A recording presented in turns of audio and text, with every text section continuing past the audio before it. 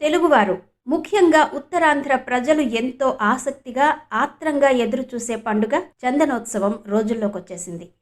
ఈ ఏడాది సింహాచలం శ్రీ వరాహ లక్ష్మీ నరసింహస్వామి వారి చందనోత్సవం నిజరూప దర్శనం ఏప్రిల్ 20 సోమవారం నాడు జరగనుంది.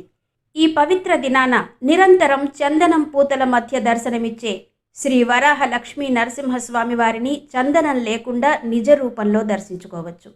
మరి దీనికి సంబంధించి ఆన్లైన్ టికెట్లు ఎలా బుక్ చేసుకోవాలి, దర్శన సమయాలేంటి, రవాణా సౌకర్యాలు మొదలైన వివరాలు ఈ వీడియోలో మీకోసం.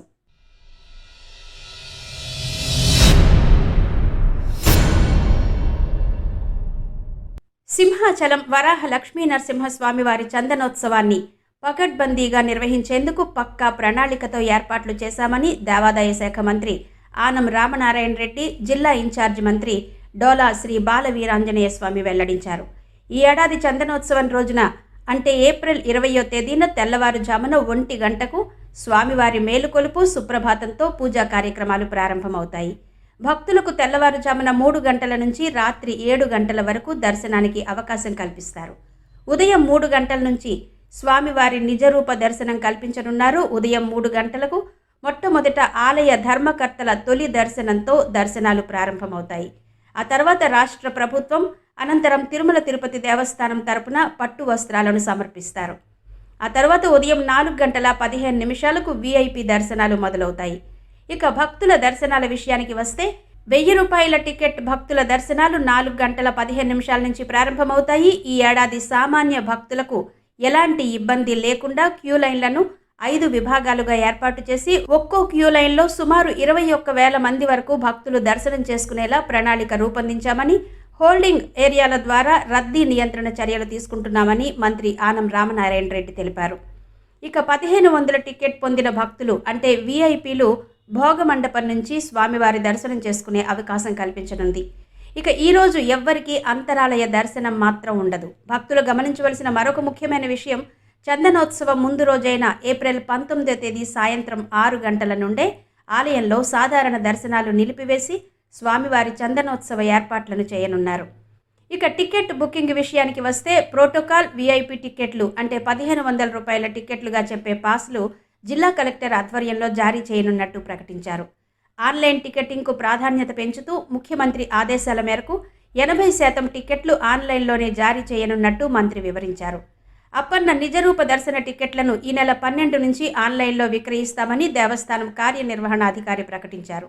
ఈ మేరకు ఈ నెల 12 అంటే ఈ రోజు నుంచి 17వ తేదీ వరకు దేవస్థానం అధికారిక వెబ్సైట్లో 300, 1000 రూపాయల టికెట్లను బుక్ చేసుకోవచ్చు.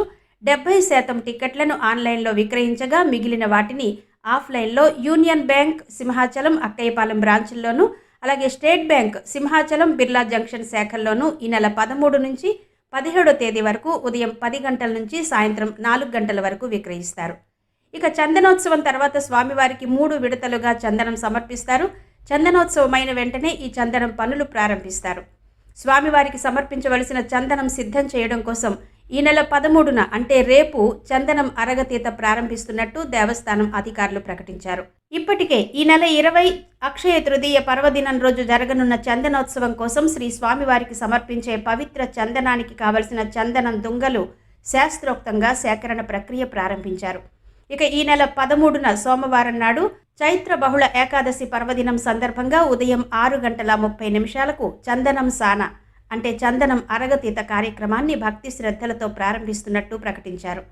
చందనోత్సవానికి వచ్చే భక్తుల కోసం కొండ దిగువన 50 ఆర్టీసీ బస్సుల్ని అందుబాటులో ఉంచామని కలెక్టర్ ప్రకటించారు. చందనోత్సవం కోసం అవసరమైన భద్రతా చర్యలు తీసుకుంటామని, సీసీ కెమెరాలు ఏర్పాటు చేసి పరిస్థితిని ఎప్పటికప్పుడు పర్యవేక్షిస్తామని, గత సంవత్సరం మాదిరిగానే చందనోత్సవానికి వచ్చే చిన్నారులకు ట్యాగ్లు అమలు చేస్తామని విశాఖపట్నం పోలీస్ కమిషనర్ శంకబ్రత బాగ్చి వివరించారు. తీవ్రమైన ఎండల మధ్య జరుగుతున్న ఈ పవిత్ర ఉత్సవంలో ఎలాంటి ఇబ్బందులు లేకుండా భక్తులకు తాగునీరు, మజ్జిగ, పాలు, బిస్కెట్లు వంటి సౌకర్యాలను ఆలయ యంత్రాంగంతో పాటు వాలంటరీ సంస్థల సహకారంతో అందించనున్నట్టు, స్వామివారి సేవకులు అన్న పేరుతో శిక్షణ పొందిన వాలంటీర్లను ఈ కార్యక్రమానికి వినియోగించనున్నట్టు ఉత్సవ కమిటీ వెల్లడించింది. ఇక పర్యావరణ పరిరక్షణ రీత్యా ప్రసాదాల పంపిణీలో ఎట్టి పరిస్థితుల్లోనూ ప్లాస్టిక్ వస్తువులను వాడరాదని, కేవలం పర్యావరణ హితమైన వస్తువులను మాత్రమే వినియోగించాలని ప్రకటించారు.